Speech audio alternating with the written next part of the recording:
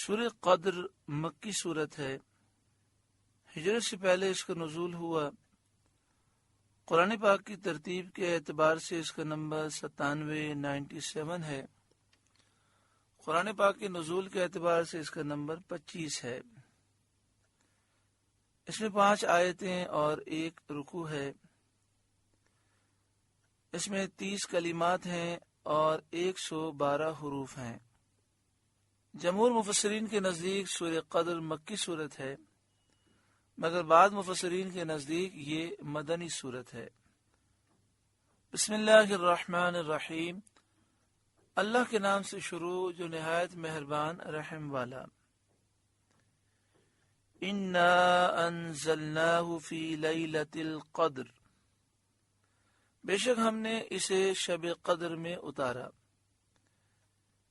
یعنی قرآن مجید کو لوح محفوظ سے آسمان دنیا کی طرف یک بارگی شب قدر میں اتارا۔ لوح محفوظ میں قرآن پاک لکھا ہوا ہے، تو لوح محفوظ سے دنیا کے آسمان کی طرف ایک ساتھ پورا اتارا گیا۔ جس رات اتارا گیا وہ شب قدر ہے۔ شب قدر شرف اور برکت والی رات ہے۔ اس کو شب قدر اس لیے کہتے ہیں کہ اس رات میں سال بھر کے احکام نافذ کیے جاتے ہیں اور فرشتوں کو سال بھر کے وظائف اور خدمات پر مامور کیا جاتا ہے۔ یہ بھی کہا گیا کہ اس رات کی شرافت اور قدر کی وجہ سے اس کو شب قدر کہتے ہیں، اور یہ بھی منقول ہے کہ چونکہ اس رات میں اعمال صالحہ مقبول ہوتے ہیں اور بارگاہ الہی میں ان اعمال کی قدر کی جاتی ہے، اس لیے اس کو شب قدر کہتے ہیں۔ احادیث طیبہ میں اس رات کی بہت فضیلتیں وارد ہوئی ہیں۔ بخاری و مسلم کی حدیث میں ہے کہ جس نے اس رات میں ایمان و اخلاص کے ساتھ شب بیداری کر کے عبادت کی، اللہ تعالیٰ اس کے سال بھر کے گناہ بخش دیتا ہے۔ آدمی کو چاہیے کہ اس رات میں کثرت سے استغفار کرے اور رات عبادت میں گزارے۔ سال بھر میں شب قدر ایک مرتبہ آتی ہے، اور روایت کثیرہ سے ثابت ہے کہ وہ رمضان المبارک عشرہ آخرہ میں ہوتی ہے، رمضان کے آخری عشرے میں ہوتی ہے، اور اکثر اس کی بھی طاق راتوں میں سے کسی رات میں۔ تو احتیاط کا تقاضا یہ ہے کہ رمضان المبارک کے آخری عشرے کی تمام راتیں عبادت میں گزاری جائیں، خصوصاً طاق راتیں۔ بعض علماء کے نزدیک رمضان المبارک کی 27ویں رات شب قدر ہوتی ہے۔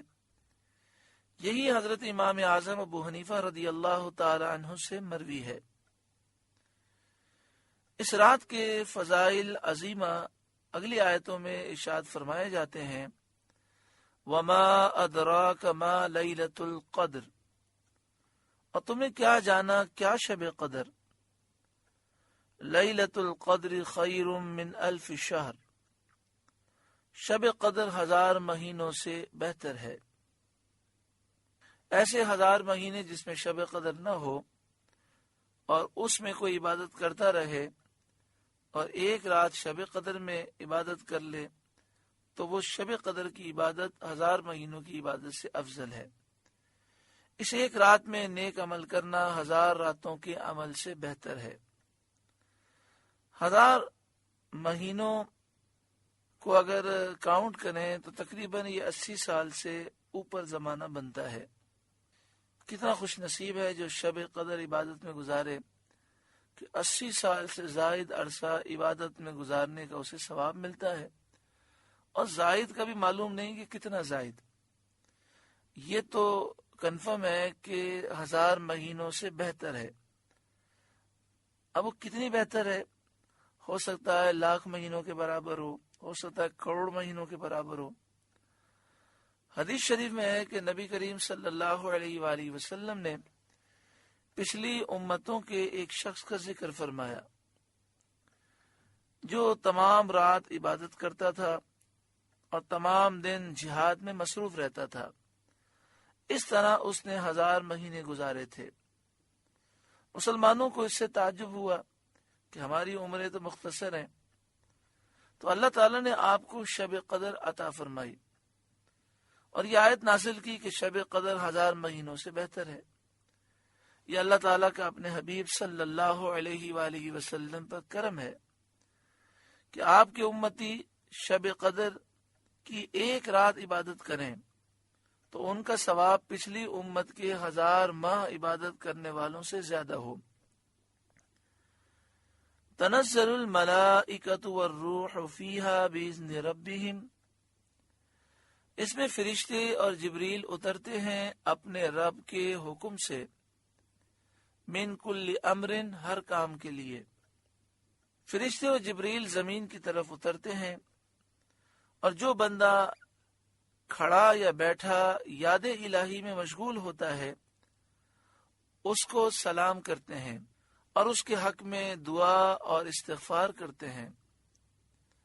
من کل امر، ہر کام کے لیے۔ فرشتے اترتے ہیں اپنے رب کے حکم سے ہر کام کے لیے جو اللہ تعالیٰ نے اس سال کے لیے مقدر فرمایا۔ سلام ہی حتی مطلع الفجر، وہ سلامتی ہے صبح چمکنے تک، یعنی اس رات میں بلائیں نازل نہیں ہوتی، آفتیں نازل نہیں ہوتی۔ آفتوں اور بلاؤں سے سلامتی ہے۔ سورہ قدر کا درس مکمل ہوا۔ اللہ تعالیٰ اس سورہ مبارکہ کے نور سے ہمارے قلوب کو روشن منور فرمائے۔